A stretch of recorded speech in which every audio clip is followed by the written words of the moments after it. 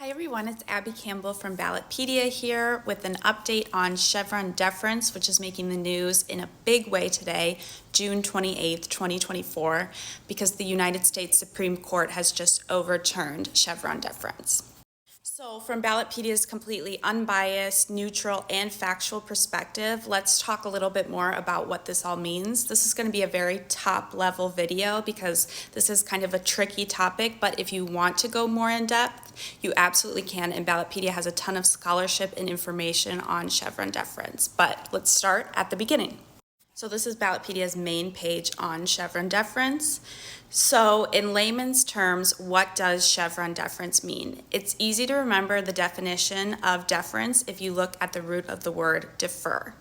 Chevron deference is when a court yields or defers decision-making to an administrative agency's interpretation of an ambiguous or an unclear statute.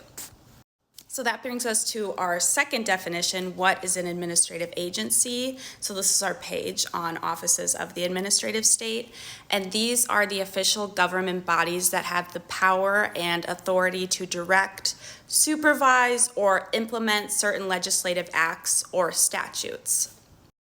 So there are thousands of these agencies at the federal and state level, and it's likely that you've heard of them. Some of these agencies include the Food and Drug Administration, the Environmental Protection Agency, and the CIA. Not all of these agencies have the term agency in the title. Many of these are referred to as boards, departments, or commissions.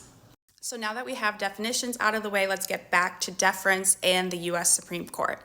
The U.S. Supreme Court has developed several forms of deference, all named after the primary parties involved in the case. Chevron deference, or the Chevron doctrine, comes from the 1984 U.S. Supreme Court case Chevron USA Inc. versus Natural Resource Defense Council Inc. Chevron maintained a relatively strict rule of deference to federal agencies' interpretations of federal laws, giving regulators broad authority to make rules related to the environment, healthcare, immigration, and other subjects of public policy. So then all of this background information brings us to what happened this morning. Chief Justice John Roberts wrote, "Chevron is overruled," in the majority opinion.